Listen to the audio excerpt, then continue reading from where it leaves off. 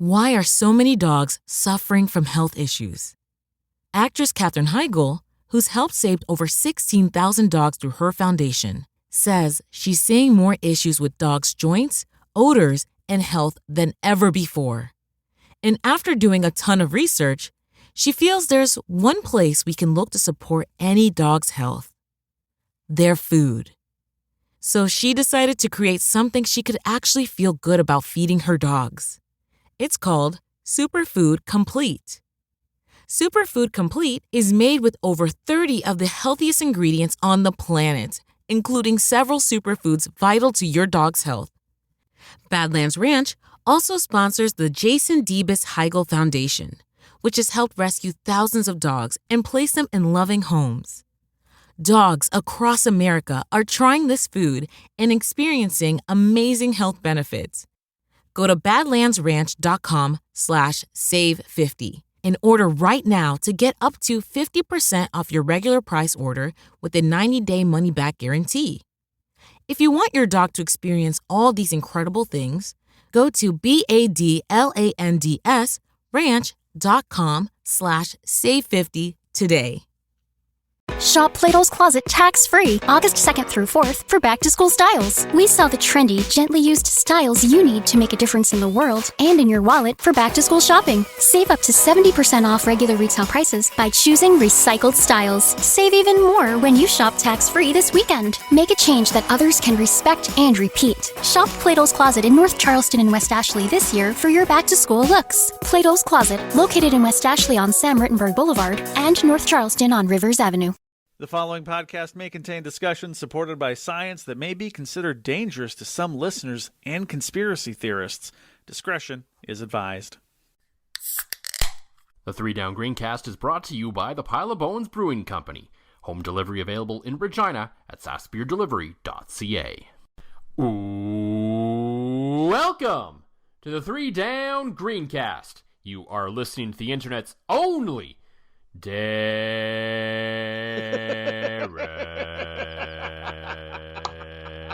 podcast.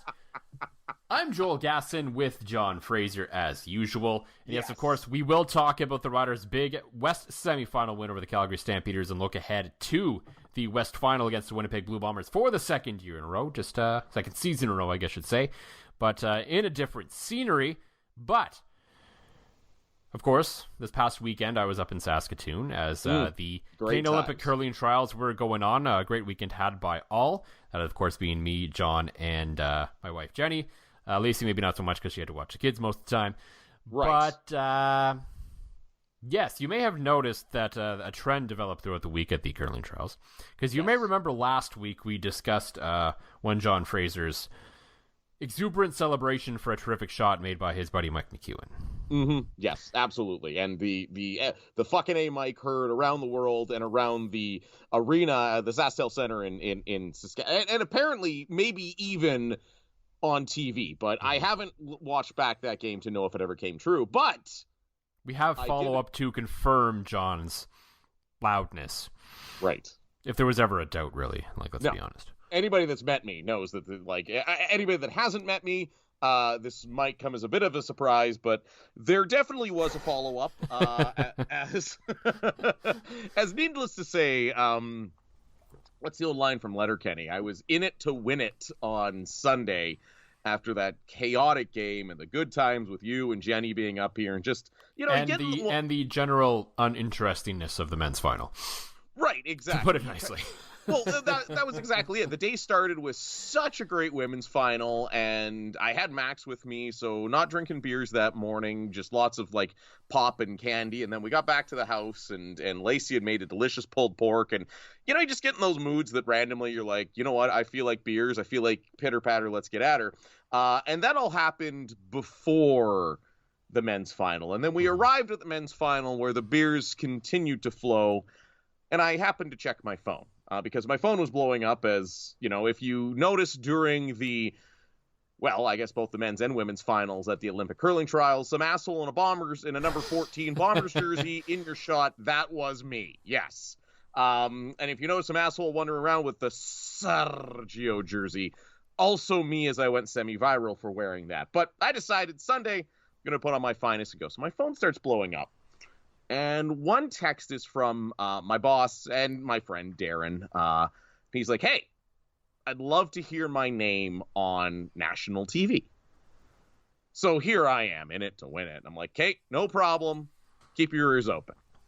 So a shot's coming down and the crowd starts getting loud, and I can tell that it is definitely a moment where I can go ahead and get full maximum Fraser loud, even in my drunken state, without, potential ejection. And I let out the, as you alluded to, Darren. To which he rewound, but most certainly picked up on TV. So I was loud enough that almost the entire arena could hear me go, Darren. Mm-hmm. And then my good friend Heather, who was on the organizing committee, was on the other end of the arena receiving an award for the hard work that her and the rest of the committee had done. And really, I know it was a lot of work. And, as my friend, I was proud of her. It was a great moment for her. And there I was yelling Heather quite loudly, to the point that she also texted and said, why are you so loud? It's because I've been drinking beers and Ryan sodas all days. Oh yeah. There was, and again, thanks to our sponsors at the Pile of Bones Brewing Company, that have made it a tradition that whenever you and I do get together, they hook us up with a lot of free beer. Yeah, there was some of that beer left in the fridge as we got into it on Sunday, and I can personally vouch, Joel, it's all gone. Yeah, I think we polished the last two off Sunday after the men's final, did we not? I think we did. I think you had it while you wrote your The Good, the Bad, and the Dumb, which was great, by the way. To which I did laugh that you were able to focus up from the delicious smell of some Cuckoo's Pizza with the last couple Pile of Bones Scarth Street Blondes with us. And it was the Caesar with the hoisin in it that did it, I guess. Oh God, I forgot about that. I forgot that I tried to make I have a recipe for Caesars that in my mind I got hoisin and HP sauce mixed up.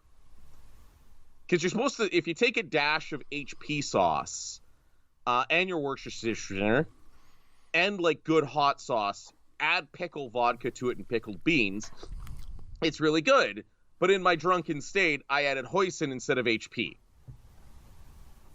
Kudos to you for still downing that. Like, that was impressive. I mean, it was there. It was in front of me. It would be a waste of, I believe, Lacey's dill pickle vodka to do that, because she said, don't use all my vodka. That is true. I felt like it'd be very disrespectful in her house, like I was leaving a half full drink at her door or something if I didn't finish it. Inside joke. We're not repeating that one on the pod. Yeah, no. That one stays inside. That one might be a story for Two and Out, or not Two and Out. Fuck. That's a fine. Live one day. There's a fucking flip for you. Oh shit! Yeah, no, it was a great weekend, and yes, it wasn't just which is also funny, as you brought up in the preamble. It wasn't just somebody who's a really big Darren Moulding fan, which I happen to be. I love Darren. Mm-hmm. I've gotten to know him a little bit. That it was definitely, you heard your sets were tuned correctly to the sound of a Darren in a game between two brats. Yes, but there wasn't a Darren on the ice. There were a few mentions of boring by us and some other people. Like, there were other people in the crowd who actually, I don't know, in jest or not, were kind of saying boring as well. Yes, so that was interesting. Yeah, no, it was. I think I've learned one thing for sure. When I don't know the players that well that are playing, I'd rather watch women's curling live by a long shot, but the men's curling on TV. And the reason I say this is you can kind of watching the men's game on TV kind of gives you this appreciation for these guys calling these wicked crazy shots and then making them, but watching it live, it's just, yeah, it's boring. There's no chaos to it. It's just, it seems so routine live. So, but yeah, I am sold on watching women's curling live, like, and not for like the reasons that people would think, but like the entertainment value was just of the women's draws was significantly better than the men's draws, other than watching Kevin Cooey absolutely get his ass handed to him in the playoff game. Yeah, that was always fun. Oh, so good. That was worth drinking over. Always. And of course, we do have plenty of playoff talk to get through for the rest of this episode. But as usual, before we get to all that, John, Since we've now appropriately recovered from the weekend that was, what is in the glass this week? One of the only 2 surviving craft beers from my fridge. That being, and they must have been buried behind some of Lacey's industrial beer, because I did find an Nokomis Pale Ale before we started recording, which I'm certain in either of our states that had we known it was there, it never would have survived. And it is the first beer. I had a small vodka last night with lemon, but this is the first beer I'm drinking since the debauchery on Sunday. So it's delicious by Nokomis. Just maybe not after you pickle your liver for 3 straight days. Maybe not. Yeah, I was going to bring home some of the new Nokomis Modern IPA that just arrived today. Ooh. But I completely forgot to buy it. So I blew it on that one. You blew it. Hopefully next week. I'll definitely buy some for the weekend. Whether it makes it to next Wednesday's episode or not is a whole other question. Right. That's fair. Or I mean, we could go back to recording on Monday because I don't think. Although it is the Bombers in the West Final. We'll play it by ear. I mean, we're not the kind of people that release an episode at the same time on the same day every week. We never have been, and full disclosure, we might never be. That's fair. We almost certainly will never be. For me, I'm taking a little easy tonight still. Got to work early in the morning for the next few days, so still no getting after it just yet. But for me, Rebellion, the beer that tastes like beer. Beer exclamation point. Real good. And that one is a good, I might still be kind of hungover 3 days later because we're both over the age of 35, kind of beer. Mm-hmm. Yeah, I had a couple left from the old Costco pack down here in Regina. You can get 15. That includes beer, cerveza, and amber. Always a good deal if you want to just have some kind of base beers in the house and just kind of build around it, basically. Beer again. So before we get into all the playoff talk, there's no real dumb transition out of this because it wasn't really a dumb situation. Well, it was a dumb situation. It was a dumb situation, but not in a fun way. Of dumb we like. No, not. It was more of a stupid than a dumb, if you understand the difference. Of course, you all know the news by now where Riders safety / defensive back / linebacker / all-around defensive player Lucius Purifoy was detained overnight after the West semifinal on Sunday for a scene at the Earls here in East Regina. We're not going to get too much into this. The only thing I'll have to say, number one, it was stupid. He should never do that again. Mm-hmm. He'll probably never be allowed back into that Earls again, which is fair. And don't be an asshole to servers, especially right now where there's a massive labor shortage and everything is slower and more expensive. And just be understanding of that when you go out. Yes, certainly. But there is a, kind of maybe an unimportant but sort of noteworthy, I guess, praise to come out of all this, and that's the Saskatchewan Roughriders organization. In the past, when these sorts of incidents have come out, they haven't always been quite so forthright and coming about the whole thing. So I do want to give credit to the organization, Director of Communications Ariel Zur, her higher-ups, and Luciez himself, who all understood that it was important to get ahead of this and just kind of, be out and open about it and talk about it and just get it the heck over with on Tuesday before, the whole bulk of the week heading into the West Final begins. So kudos for that. Which is a brilliant move, and the Purifoy was very upfront and honest. He knew he made a mistake. He knew he was part of a group that made a scene. He even kind of make light of it, saying that he was just hangry, and that's why this all went down. So it was a brilliant move, and to me, getting in front of it, rather than somebody finding out that he was in jail the night before, getting in front of it saying, you never want to downplay a guy ending up at the drunk tank, but it's not like you found out he was in jail for a DUI or possession or assault or something. It was he got thrown in the drunk tank. He was an asshole. He admitted he was an asshole. He apologized for being an asshole. And I honestly think it has completely really, because I don't see any talking heads talking about the fact that he shouldn't play this weekend. I think I think it helps that the video came out, and while it's not exactly flattering, a positive situation that we see Purifoy in, it's clear that he's not the worst culprit in this. Right. So whatever sort of internal punishment they come up and probably a ban from the restaurant is sufficient. Certainly. Again, he was an asshole. He wasn't the biggest asshole that night, but he was an asshole. And Regina police did the right thing. Throw him in the drunk tank for the night. The Riders did the right thing. get out in front of it after he did the wrong thing. And yeah, you turned it into, I mean, even hell, here we are 2 days later. It's almost basically a non-story. Mm-hmm. And I mean, good on the organization for that, because these things tend to swell and fester and sometimes come up after the season and look shady as hell. Yeah, like I know people were sniffing around on Sunday night trying to figure out the details of this story. So it was just smart thing to just get out or Monday night. Sorry, my days are all screwed up because I was off on Monday. So yeah, people were sniffing around on Monday night, and then so we got through this whole thing, and that's just job well done by everyone other than, of course, Luciez for, and everyone involved in it actually happening, but it was handled well after the fact, and that's to me, that's basically all there is to say about this. I know the league's going to want to have a chat about it, but I'm with you. I don't think he should actually have to miss any time unless there's something completely unless there's something that we've missed and there's something that still isn't known. Based on everything we've seen, it seems like it should be handled by this point. I would agree.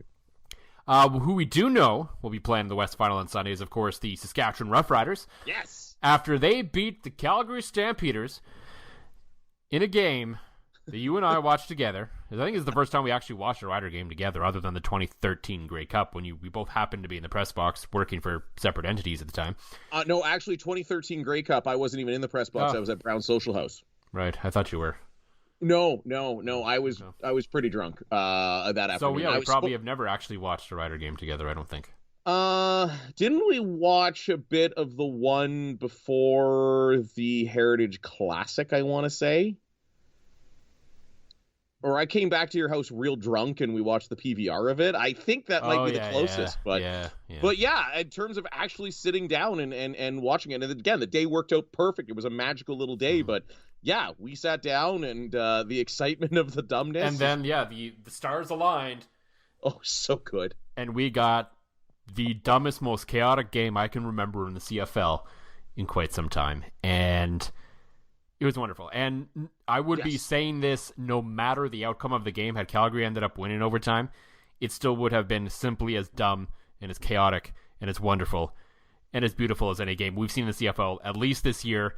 I know a friend of the show, Phil and John Dan Plaster, didn't necessarily like the first half, but he admitted after, he's like, well, he was working in a dead room at Mosaic Stadium on the Maxtron, so you don't get everything right when you're watching it, so maybe he'll have a different appreciation for it now that I think he's watched it on PVR since.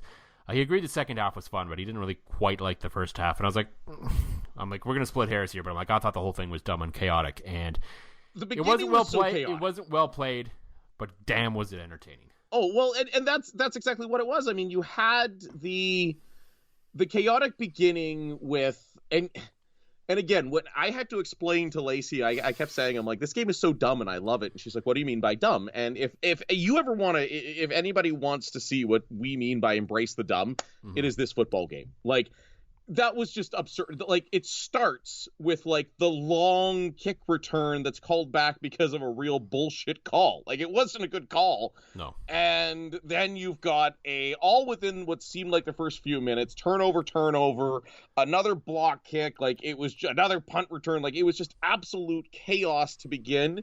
And it set the bar, and you're right. It was entertaining as hell. And this is the first CFL game that I think really captured, and even from an entertainment level, that the casual fan. Mm-hmm. Like, there haven't been many games this year that have been that, like, holy shit, did you see it? And I can't remember one. So no, absolutely. And I was at work today.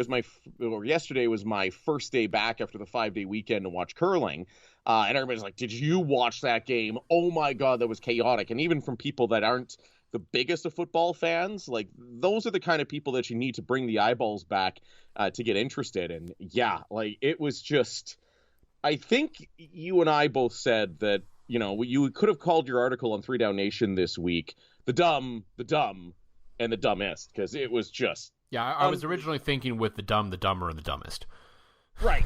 But I think that would have eventually done a discredit to at least some of the good in the game. So right, and there was lots of good in that game, and I mean, you did an eloquent job of pointing it out, which I don't know how the hell, after the amount of beers you wrote, that you still wrote so well. Like, I'm not gonna lie, I was waiting for it to come out, and I was like, wow.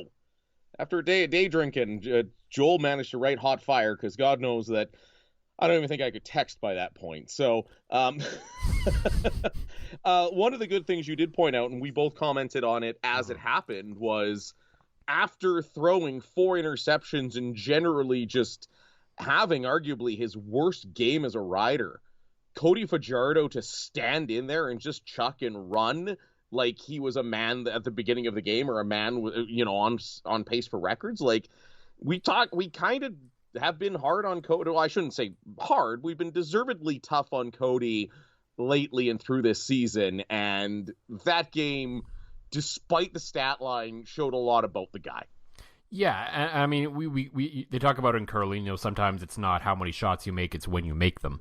Yes. And I think that applies at times to football too, because Cody didn't even have 200 yards passing in the game. He rushed for almost 100, which is part of his game, and in the playoffs, that's good and it's important. It was, as I said in the piece, and I've talked to some other people about it, kind of a poor man's Darian Durant 2013 West semifinal performance. Took the team on his back. You felt it late in the game where he was just like, no, I'm not losing this thing again. Yep. And it took overtime, and it took a bunch of weird stuff kind of happening even in overtime and a bunch of different things. But they got there. And it was, the drive late in the game that originally gave them the 3-point lead that they, in theory, could have held on to. That was finally, I think, for him, his getting over the hump moment. Yes. Because he had been kind of in his previous playoff game. He was down there, we all know the goal line and the goalpost and the whole thing. And so that was kind of that big push, that big, get there, get that, do that when you need to moment. And he did it. And then it was up the defense. And, a field goal is hard to prevent, especially in the CFL. So I'm not going to fault the defense for Calgary coming back down and kicking the field goal to tie it. That is what it is. They didn't give up the touchdown, so they're still in the game. So that's good. But that drive and that whole sort of quarter in general, other than the one pick, is kind of the synopsis of what Cody Fajardo has done for this team. And how the team is a reflection of both. We've talked about a reflection of his coach. I think the reflection of their quarterback as well. The stat line isn't always pretty. It's not always going to be pretty. It's not always going to be, well played or well executed. But they're going to grind, they're going to grit, and they're going to do everything possible to win that game. And that's what Cody did, and that's exactly what they did in that game as well. Yeah, no, absolutely. Looking at some of the dumb stats from the game, when was the last time you saw a kicker with 8 field goal attempts? That was Paredes. Yeah, there was probably... Oh, God, when was it? I think there was a game a number of years ago that the Baltimore Ravens won where Justin Tucker hit, an absurd number of field goals and didn't score a single touchdown. Right. And which is funny because the Stampeders still had a couple touchdowns. And let's not forget the one dumb thing that I think you and I have both kind of forgotten of. How about there being a flag on a game-winning field goal for Saskatchewan at the end there? Though I did see some discussion online about it after the fact that, Rider fans all kind of stood still for a second, oh God. Right? there was flashbacks going on at that time, and PTSD among Rider Nation. And I couldn't remember exactly the play, but I was fairly confident it wasn't against the Riders in that moment. No, it was one of the even you. I was like, they're probably just offside. Calgary's trying to block the kick. Exactly, and we talked about the stones on Fajardo, and I also love the stones on Brett Lowther that basically said, "I'm ending this. Guys, hold them back. I got this." Though you and I both said it at the time. We were kind of robbed of maybe the ending this game deserved, which was Kari Vedvik just coming out and hammering it through the end zone for the win. Yes, which we had debated as to the merits of just doing that. I think if this was a regular season game, you just do that, you give it a try. I remember watching Wally effing Buono do that in one game. Literally, they got within punting distance, and he tried to kick it out and couldn't do it. But that's the thing about overtime is you're already at the 35. Right. So we know he can boot the ball. So you might need a first down to make it easier, but at that point you might as well just kick the field goal because it's going to the end zone too. But it's way more fun if you There's no chance of hitting the upright. There's no chance of a doink if you punt it. If anything, punting might have been the safe play, but as a man that loves kickers, I loved it. I love Lowther calling his shots, and people have asked, and my buddy Jay and Trav have asked my fantasy football group chat. They're like, "Why no love for Lowther?" I'm like, he's just too automatic. He's too automatic. He's a little boring. Doesn't have a cool name. He's never come out of the tunnel. I will say to that, sort of the counterpoint to that, I believe we were the pioneers a few years ago when the Riders were kind of shit, but Brett Lowther was really good for the Lowther for MOP campaign. Oh, yeah, we were all over that. That was like season 1, and that goes back to my constant love of kickers. My league actually had to talk me out of running 2 kickers in fantasy football.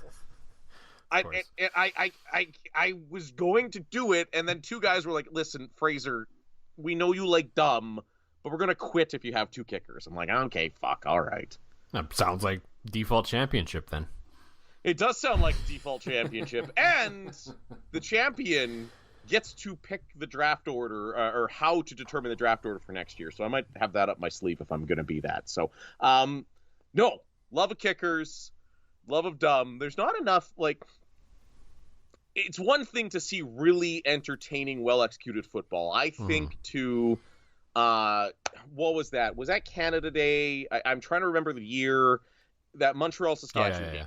That one everybody remembers. Yeah, there was like 200 points combined, yeah.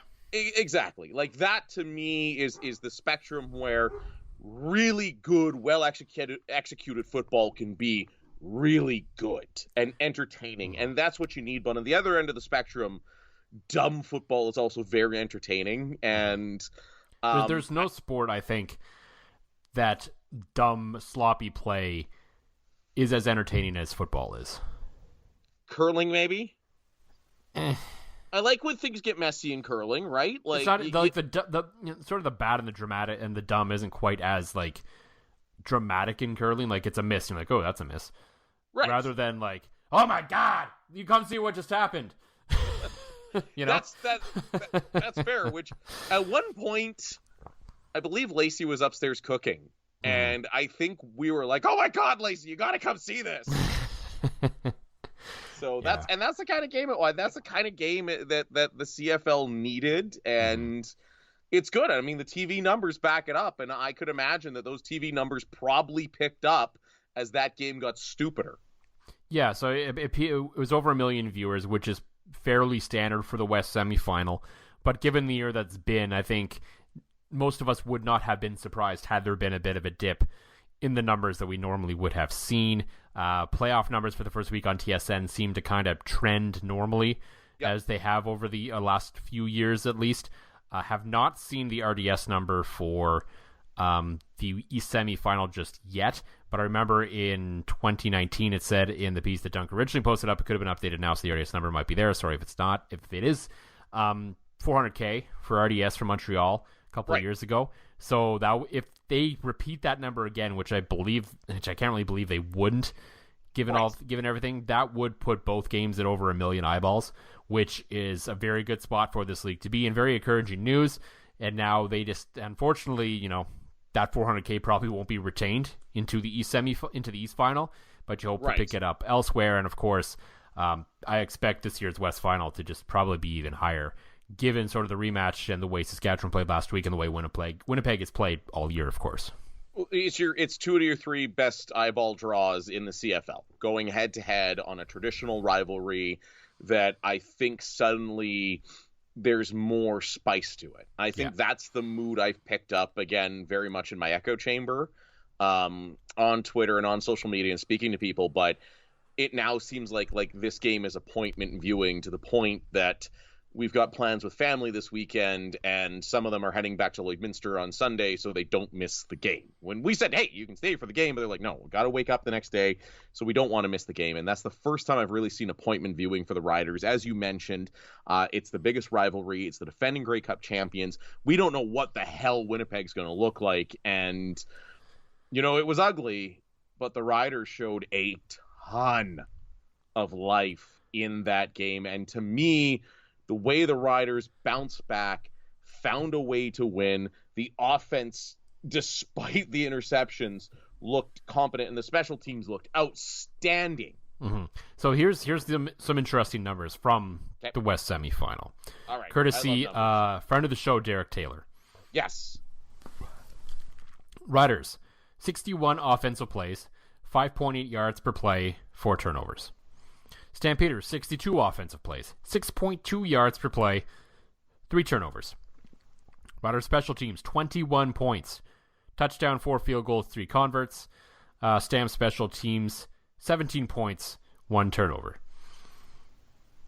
So, I mean, fairly safe to say the Riders won the West semifinal on special teams, and you probably should have another 8 point. Well, I mean, you would have one less field goal off the board. You'd have a few other points off the board without overtime because if the original missed field goal early in the game counted as a touchdown as it should have. Right. Yeah, but it works out to probably relatively close to the same. But regardless, I mean, if you're going to score 2 return touchdowns on special teams in regulation of a game, you damn well better win. Yeah, no, certainly. Also, how good, like, as a Bomber fan, Morrow scares the piss out of me. Mm-hmm. Like, and everyone's just been waiting for it. Like, he has clearly been the best returner on the team all year. He doesn't really mess around. He grabs the ball and he just goes upfield. Like, he doesn't wait. Right. He doesn't kind of dance around a little bit like some guys do. He doesn't like say, "Oh, is this lane? Is this lane?" He says, "Okay, nope, this is my assignment," and I just go. Yeah, and he is fast. He is strong. And honestly, I'm a little worried. I'm less worried because the Bombers have Sergio, that if they are in a close one, they will actually pull it out. But yeah, Morrow worries me, especially against a Winnipeg team that, to me, if you're going to see Russ in the West Final, I don't think you're going to see it on offense. That's a veteran offense that looks like they're getting Trevor Harris back. I don't think you're going to see it on defense. Andrew Harris. Did I say Trevor Harris? You said Trevor Harris. I'm like, he's never been in Winnipeg. Okay, well, he's been traded. Trevor Harris is now a Canadian running back for the ball. It's been that long since Andrew Harris has played. I totally forgot his name, despite the fact I was leaning into the steroid jokes all day on Twitter with Rider fans. But he's back. That's a veteran offense, a veteran offensive line. I don't think they're going to miss a beat. Where I do worry a bit is that special teams unit, because it's impossible in football to practice special teams at full intensity. Mm-hmm. There's a reason at training camp they wear those goofy little orange caps so nobody gets hurt. And Morrow looks so good. That's why I am a little worried of him being a major X factor for the Riders. And honestly, like, I think Rider fans, speaking directly to you, I'm not gloating that my team was real good this year, but ran into several, of course, wearing my Bombers blue and gold for a good chunk of the trials over the past week. And I ran into several Rider fans that I knew and don't know that said, "Hey, I think your guys are going to take it." I'm like, I don't know. This is before the game on Sunday. I said, they haven't played meaningful football in several weeks. I'm worried about rust. I'm worried about a lot of things. So I said I wouldn't underrate if your team makes it. I'd be worried. I still think I would have been more worried about Calgary because of their quick strike offense, but this Riders team has some serious Team of Destiny vibes, and that worries me. Yeah, and I think that's fair, and I mean I've kind of feel those vibes too about this team a little bit. That's in fact, it was you that put the bug in my ear. I was blackout drunk by that point, so I forgot to give you credit. Mm-hmm. Yeah, and I mean, the week before with Calgary, everyone was a lot of people were on Calgary, and I kind of, it's sort of the thing I've been talking about a little bit, about gloating a little bit, because I felt a little bit on an island where I haven't really felt like Calgary was that much better than Riders, like everyone was saying. No. Like my thought along, the Riders are a flawed team, but I don't think Calgary is either. I don't think Calgary was that good either. And I no matter if that game ended in overtime either way, I think my point was proven that it was like, okay, Calgary is a flawed team and isn't the significantly better team the Saskatchewan Roughriders than a lot of people thought they were. Yes. And in this case, the Winnipeg Blue Bombers are definitely a far significantly better team than the Saskatchewan Roughriders. But and despite everything you've said, it's entirely all true. I'm still kind of going back and forth because I've been, very on the record on this podcast and kind of out in public and on Twitter and different places where I felt that the Bombers are one of those teams that have been so good all year, and maybe it's hard to say if these hiccups down the stretch matter for them or not, given, sort of how they were playing as little people as they could, and basically came out with the most vanilla game plan you'd ever seen. Yeah, so it's hard to say whether that really changes anything one way or the other. I know it's not going to be the reason they lose, but to me, I'm like, they've looked like one of those teams that have been so good all year that just isn't going to get the job done. For the early 2000s Indianapolis Colts. That's the vibe. For one reason or another, we've seen it with Calgary how many times? We've seen it with the Montreal Alouettes back in the day. The Riders ran into that juggernaut Edmonton team that was 15-2 once, and no one gave them a chance, and they crushed them in the West Final, right? So, I mean, stranger things have happened in this league, and I know, the Bombers should be overwhelming favorites, and they should get the majority of the picks on Sunday heading into that game. There's no question about it.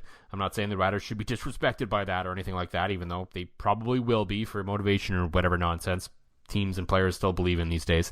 Nobody believes in us. No, exactly. No one ever believed in us. It's us versus them, us versus the world, like always, for everyone.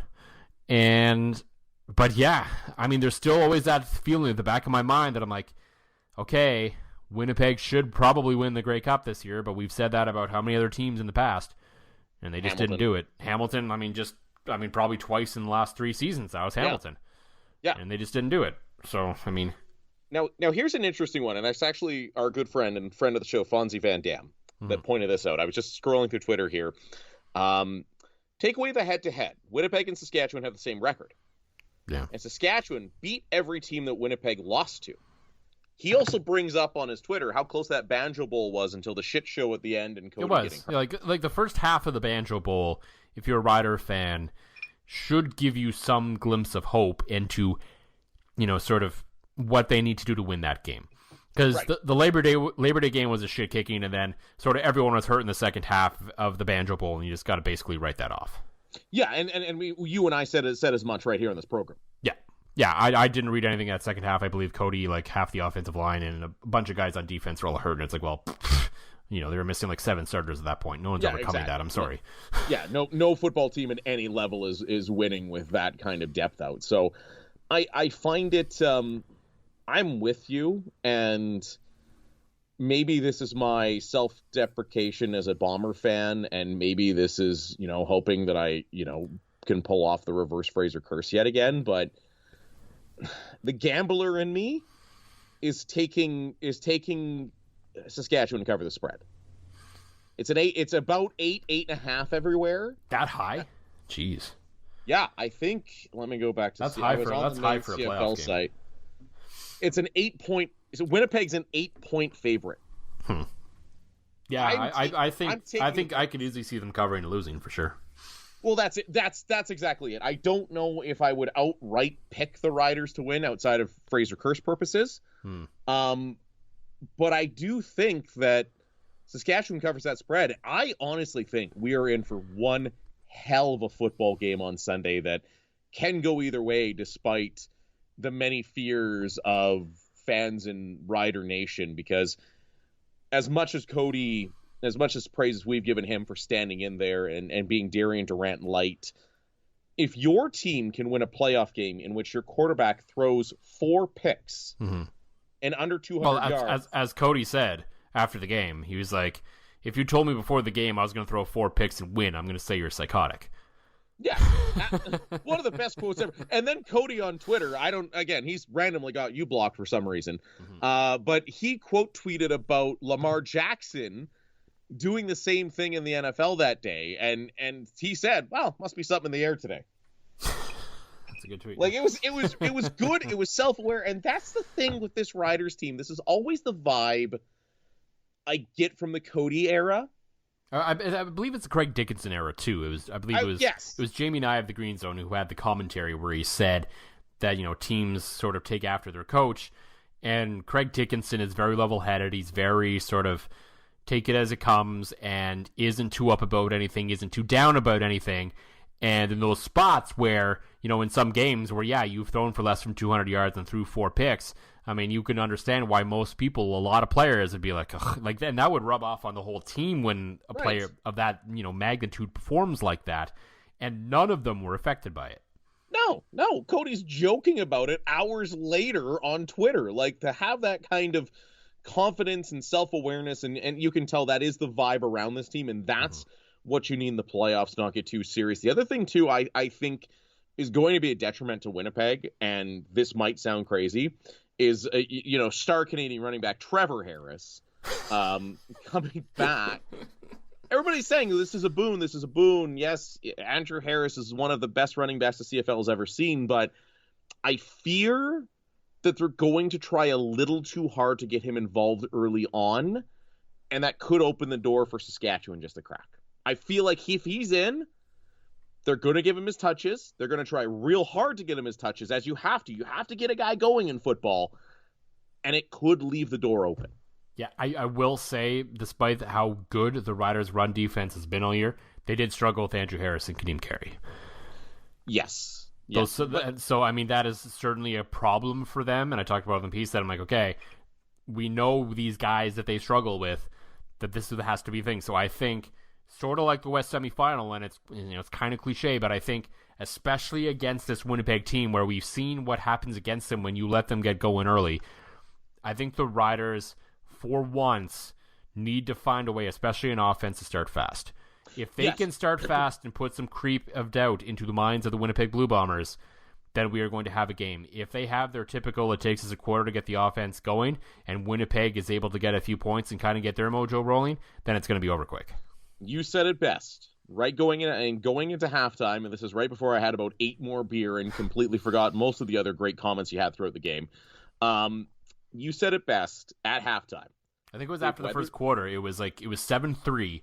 Yes. And I said, Calgary didn't have a fast start. The Riders have a chance here.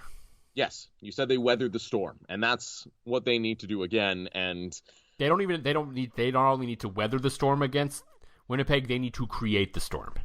Yes. I would definitely agree. And I feel like all this storm talk is going to make a bunch of QAnon followers start listening to us, and even Jamie Saleh, who once, if you would have told me months ago, that Jamie Saleh was listening to us, I would have been thrilled. But now I just throw up in my mouth. Hashtag Team Peltier.